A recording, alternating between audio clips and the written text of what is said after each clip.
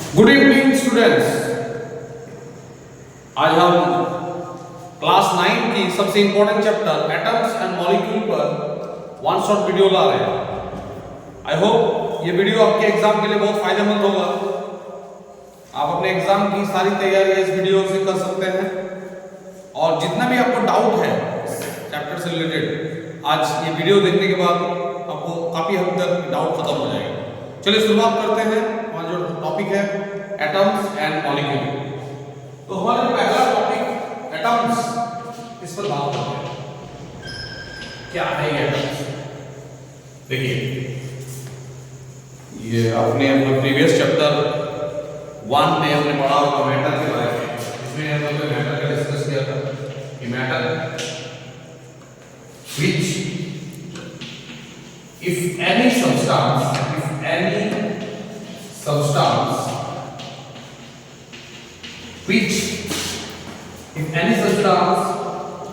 which has some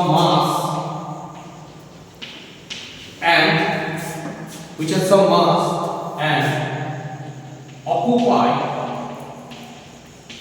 space is called matter।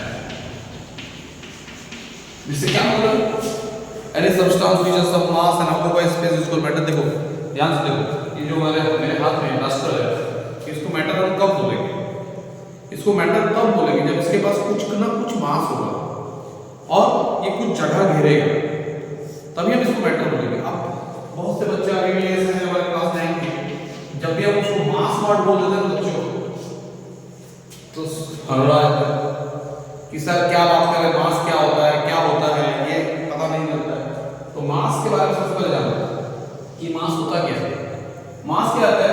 The number of particle contained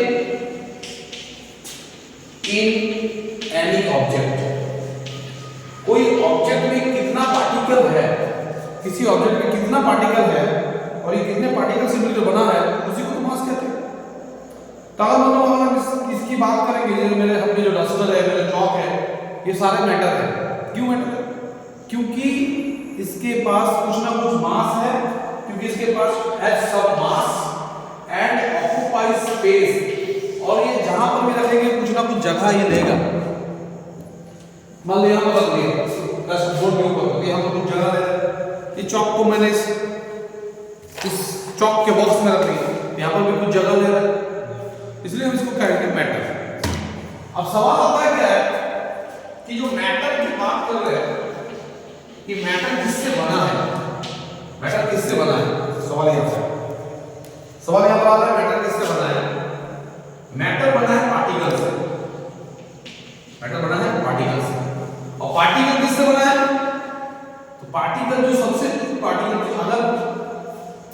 particle बना है किससे? अगर particle बना है एटम से। अब देखो ये एटम जो है ना बच्चों, इसके पीछे भी कुछ कहानी है, ये रातों रात नहीं है। हमारे भारत में एक ऋषि हुआ करता था जिसका नाम था महर्षि कणाद। उन्होंने बोला कि अगर आप किसी भी वस्तु को, किसी भी मैटर को टुकड़ा करेंगे और एक ऐसा समय आएगा जब इसकी और टुकड़ा नहीं होगा, और उसका उन्होंने नाम रखा परमाणु। क्या नाम रखा? परमाणु। उसका नाम रख दिया परमाणु। और बाद में चलकर हमारे इंग्लिश साइंटिस्ट जो जॉन डाल्टन सर थे, उन्होंने इसका नाम एटम रखा। उन्होंने भी इसकी डेफिनेशन लगभग महर्षि कणाद से मिलता जुलता दिया। उन्होंने बोला atom is the smallest particle of the matter which is further not divisible. अगर हम कोई मैटर को टुकड़ा करेंगे, जैसे डस्टर को टुकड़ा करते जाएंगे, टुकड़ा करते करते करते करते करते एक ऐसा स्टेज पर हम पहुंचेंगे जब इस डस्टर का और छोटा टुकड़ा नहीं होगा। उसी छोटा टुकड़ा को, उसी छोटा पार्टिकल को उन्होंने एटम बोला। अगर इस एटम का टुकड़ा तो दो शब्द है, ए प्लस टम। एटम का मतलब है which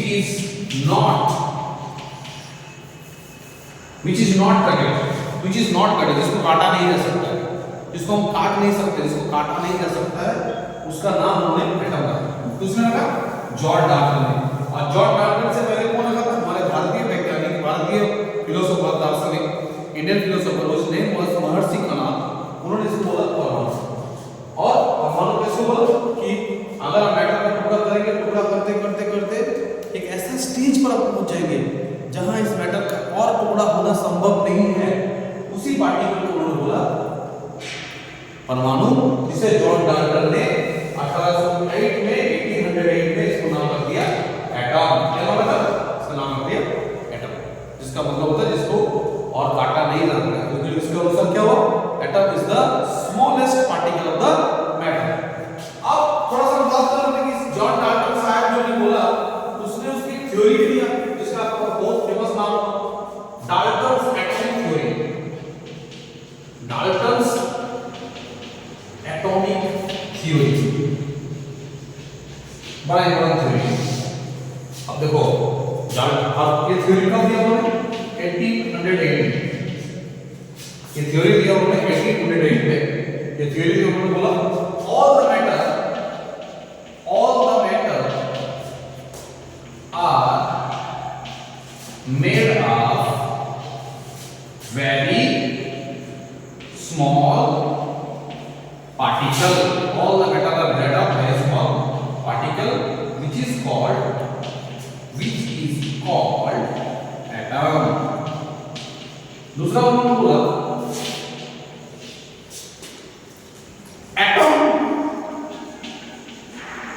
are neither created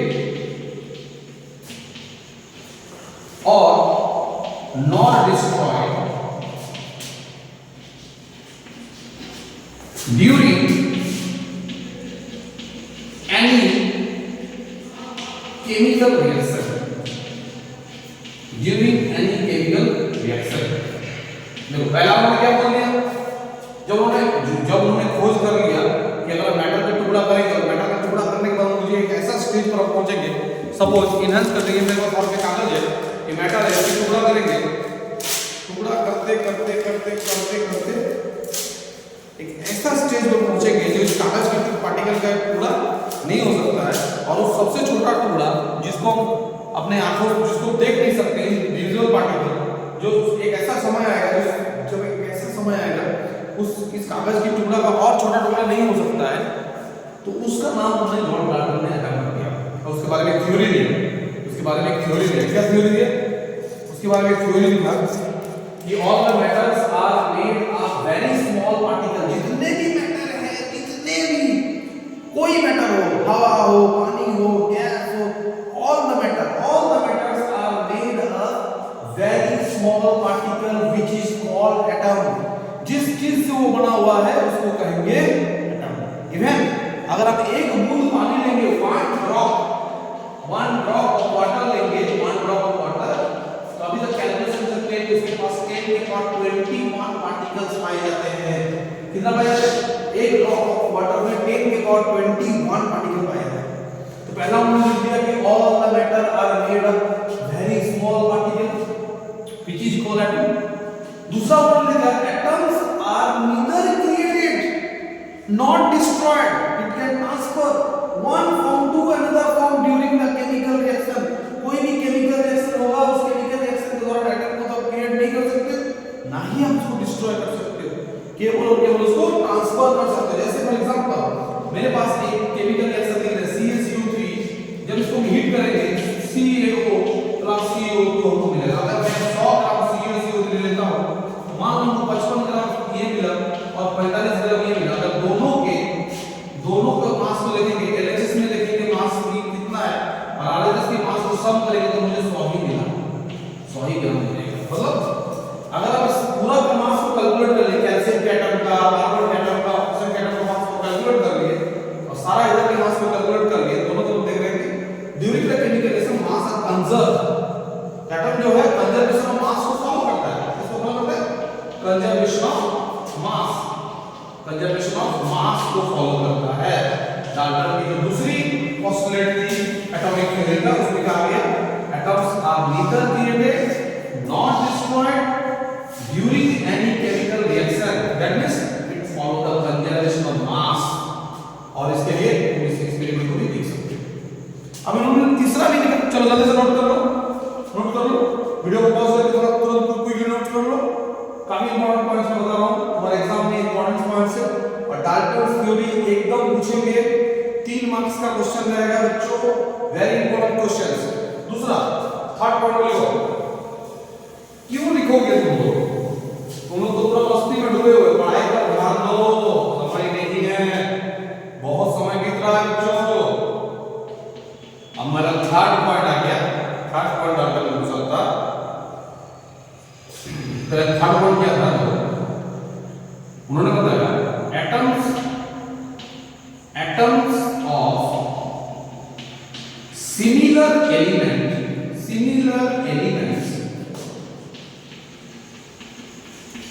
have same mass, size and volume है। और फोर्थ पॉइंट इसको मैं समझा देता हूँ, मैं समझाता हूँ, मुझे लिखने दो। चौथा पॉइंट में देख लो, एटम्स ऑफ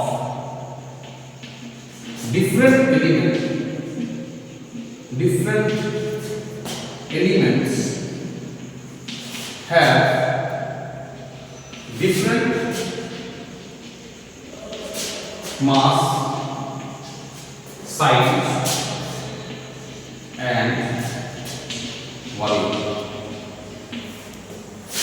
देखो थोड़ा समय देना होगा ताकि मैं पूरा चैप्टर का revision कराऊं। Atoms of similar elements have same mass, size and volume। समझ में नहीं आ रहा होगा? देखो मान लो मेरे पास कोई ऑक्सीजन की एटम है, मेरे पास ऑक्सीजन की एटम है, ठीक, और एक मेरे पास है मान लो मेरे पास सोडियम की एटम है। अगर मैं ऑक्सीजन के एटम को टुकड़ा करूंगा तो ऑक्सीजन के अंदर जितने भी एटम्स हैं, ऑक्सीजन के अंदर ऑक्सीजन एलिमेंट्स के अंदर जितने भी एटम्स हैं, सबकी मास क्या होगा, सेम होगा, सबकी साइज सेम होगा। उसी प्रकार से सोडियम एटम के पास जितना एटम है, सोडियम के अंदर सोडियम को अगर टुकड़ा करोगे, मान लो ये सोडियम है, इसको टुकड़ा करोगे और ये जिन पार्टिकल से मिलकर बना है, जिन एटम से मिलकर बना है, सबकी जो मास होगा वो सेम होगा, सबकी जो साइज है सेम होगा, सबकी जो वॉल्यूम है सेम होगा। लेकिन अगर सोडियम की एटम का और ऑक्सीजन के एटम का, ऑक्सीजन के एटम और सोडियम के एटम की कंपैरिजन करेंगे, दोनों की सेम साइज और मास बिल्कुल अलग होगा। ये डाल्टन ने चौथे पॉइंट में पोस्टुलेट कर दिया। तो डाल्टन के 4 पॉइंट आपको मिल गए उनके थ्योरी के। सबसे पहला थ्योरी था कि atom is the smallest particle होता है बेटा, which is can not be divisible. Atom is the smallest particle, उन्होंने 4 पॉइंट गिनवा दिया। अब इनका जो सबसे मेन इंपॉर्टेंट पॉइंट है, इनका जो सबसे बड़ा पॉइंट ये बताया गया कि atoms are not divisible. Atom are not divisible, atom की टुकड़ा नहीं हो सकता है। ये 5 एजम्पशन, ये 5 पोस्टुलेट उन्होंने कर दिया अपने थ्योरी के बारे में। आगे जब एटम्स का टुकड़ा हुआ, इलेक्ट्रॉन प्रोटॉन का खोज हुआ, तो इनकी थ्योरी में भी कुछ दोष आया और उसको बोला जाता है drawbacks of Dalton's atomic theory. क्या ड्रॉबैक्स का पहला पॉइंट जो सबसे घातक साबित हुआ डाल्टन का ये पॉइंट कि एटम्स आर नॉट डिविजिबल। लेकिन एटम्स डिवाइड कर दिया गया और उसके अंदर से निकल गया इलेक्ट्रॉन, उसके अंदर से निकल गया प्रोटॉन, उसके अंदर निकल गया न्यूट्रॉन। तो डाल्टन का थ्योरी गलत साबित हो गया।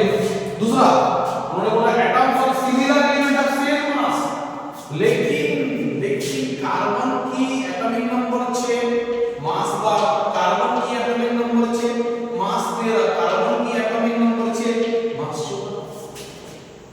क्या है आइसोटोप्स कहते हैं इसको, आइसोटोप्स। क्यों आइसोटोप्स कहते हैं? Those element whose atomic number same but mass are different। ऐसे एलिमेंट जिसके एटॉमिक नंबर सेम होते हैं और मास डिफरेंट होते हैं, दिस इज कॉल्ड आइसोटोप्स। अब बताओ कार्बन के 3 वैलेंट है, कैसे हो सकता है सेम? दूसरा ड्रॉबैक है इसका। तीसरा atom different element same mass, different mass नहीं। अब अब देखो कैल्शियम पोटासियम का मास 40 होता है, कैल्शियम का मास भी 40 होता है। गलत हो गया, इसको आइसोबार्स बोलते हैं। ये 19 इसको आइसोबार्स बोलते हैं। तो ये तब तक सही था जब तक कोई एटम के बारे में ज्यादा जानकारी नहीं था, लेकिन जैसे जैसे एटम के बारे में जानकारी हुआ, एटम का खोज बढ़ा, आगे की ओर बढ़ गया, ये थ्योरी सारा रिजेक्शन में आ गया। और ये सबसे बड़ा ड्रॉबैक रहा डाल्टन एटॉमिक थ्योरी। तो तुम्हारे एग्जाम में डाल्टन एटॉमिक थ्योरी और उसके ड्रॉबैक दोनों पूछे जाएंगे, तो ध्यान देना उसको। पहला हिस्सा में बता देता हूं डाल्टन एटॉमिक थ्योरी क्या है। पहला पार्ट सिर्फ नोट कर लेना, बहुत जल्दी नोट कर लेना। पहला पार्ट डाल्टन एटॉमिक थ्योरी। देखो डाल्टन एटॉमिक थ्योरी क्या है? Theory all the atoms are made of very small particle, all the atoms are made of very small particle, which is called atom. पहला point, all the atoms are made of, मैं बहुत धीरे धीरे पढ़ा रहा हूँ बच्चों, आज बहुत धीरे धीरे पढ़ा रहा हूँ ताकि क्योंकि तुमको ये चैप्टर में बढ़िया रिवीजन करा रहा हूँ। all the atoms are made of very small particles which is called atom. पहला point atoms, all of atoms are very small particles is called atom. दूसरा पॉइंट क्या था बोला था? दूसरा सब पॉइंट्स मैंने नोट करवा दिया, उसको आप नोट करके रिवीजन कर दीजिए। दूसरा पॉइंट उन्होंने क्या बोला? atoms are neither created nor destroyed during the chemical reaction. तीसरा पॉइंट उन्होंने क्या बोला? तीसरा पॉइंट बोला कि similar element have atom of the same element have same masses, same volume and same size. जो मैंने ऑक्सीजन वाला उदाहरण दिया, सोडियम वाला उदाहरण दिया, और उन्होंने बोला atom of different element have different in mass, different in size, different in volume. Fifth, atom are not divisible. जो सबसे इंपॉर्टेंट पॉइंट हुआ, बाद में जब इसकी ड्रॉबैक निकाला, जब जेते थॉमसन ने इलेक्ट्रॉन का खोज किया, तो ये ड्रॉबैक बन गया, atoms are the divisible particles, atoms are the divisible and that divisible particles is called electrons, protons, neutrons, they further known as the subatomic particles. Yeah. तो डाल्टन की थ्योरी और डाल्टन का ड्रॉबैक दोनों ही पूछता है, ये दोनों का जवाब आप लोग दीजिए। अब हम आते हैं तो एटम का एग्जैक्ट डेफिनेशन क्या हो गया? अब डाल्टन यहां भी पता चला कि ये डेफिनेशन जो डाल्टन ने पढ़ा वो रॉन्ग है। तो क्या डेफिनेशन है? एटम का डेफिनेशन निकलता है atoms is the smallest particle of any matter. किसी मैटर का सबसे स्मॉलेस्ट पार्टिकल है which is cannot see by our naked eyes, जिसे हम इन आंखों से देख नहीं सकते, इन आंखों से एटम को देख नहीं सकते। ऐसा छोटा पार्टिकल जिनको हम इन आंखों से देख नहीं सकते, उसे देखने के लिए हमें हाई पावर एसटीएम माइक्रोस्कोप का रिक्वायरमेंट पड़ता है, और उससे आप एटम के छोटे छोटे पार्टिकल्स को देख सकते हैं। एटम इतना छोटा होता है। ठीक है, ये एटम का डेफिनेशन आ गया। अब बात करते हैं एटम्स। हमारे बहुत तरह के जो एटम्स है, जैसे मान लीजिए कार्बन, नाइट्रोजन, तो ये जो सिंबल्स हम लिखते हैं, कार्बन के लिए C, कैल्शियम के लिए Ca, मैग्नीशियम के लिए Mg, सोडियम के लिए Na, पोटासियम के लिए, ये सिंबल कैसे आए? इस सिंबल को देने वाला था J.J. बर्जेलियस। नाम नोट कर लो, J.J. Berzelius was the scientist, was the person who first introduced the symbols of elements। सबसे पहले जो एलिमेंट्स के सिंबल्स थे उन्होंने J.J. बर्जेलियस ने ये सजेस्ट कराया। बोला किसी भी एलिमेंट का जो पहला कैपिटल लेटर होगा उसको इस्तेमाल कीजिए, बाद में उसका सेकंड लेटर इस्तेमाल कीजिए। और कुछ एलिमेंट के लिए उन्होंने सजेशन दिया कि उनका लैटिन नेम इस्तेमाल कीजिए। फॉर एग्जांपल सोडियम, अगर स्पेलिंग करेंगे सोडियम तो इसकी लेटर ए होना चाहिए, लेकिन हम Na लिखते हैं। क्यों? पोटासियम इसका P होना चाहिए था, लेकिन हम K लिखते हैं। क्यों? बिकॉज सोडियम का जो लैटिन नेम है नेम इज नाइट्रियम, और पोटेशियम का जो लैटिन नेम है दैट इज कैलियम, और इस नाइट्रियम का Na और कैलियम का K एज ए सिंबल के रूप में इस्तेमाल किया जाता है। This is Latin name. Some elements of Latin name are so much famous, that is the reason we are taking the Latin name in respect to their original name. So this symbol is used for according to their Latin name. Sodium is used for Na, potassium is used for K. These are the symbol, atomic element symbols, and this symbol's name was suggested by Mr. J.J. Berzelius. And याद रखोगे question पूछे गए कि who give suggestion for taking symbol को लेने के लिए कौन सजेस्ट किया? दैट नेम हो जाएगा J.J. Berzelius। ठीक है, तो हमको पता चल गया कि एटॉम का जो सिंबल है उस सिंबल्स के बारे में हमें बताने वाला कौन था? J.J. Berzelius। अब जो सवाल आता है बच्चा, अभी जो इंपॉर्टेंट सवाल है, एटम्स क्या है? देखो एटम्स आगे के चैप्टर में बात करेंगे, जब स्ट्रक्चर ऑफ एटम पढ़ेंगे तो बात करेंगे, लेकिन यहाँ पर हमारे टॉपिक आने वाला आयंस। उस आयन से पहले मैं एटम के बारे में थोड़ा बता देता हूँ। एटम के बारे में जो इलेक्ट्रॉन्स की बात है कि एटम के अंदर इलेक्ट्रॉन होते हैं, एटम के अंदर प्रोटॉन होते हैं, एटम के अंदर न्यूट्रॉन होते हैं, ये पता चल गया। तो ये पता चल गया एटम के अंदर इलेक्ट्रॉन्स होते हैं, एटम के अंदर प्रोटॉन्स होते हैं, एटम में न्यूट्रॉन्स होते हैं।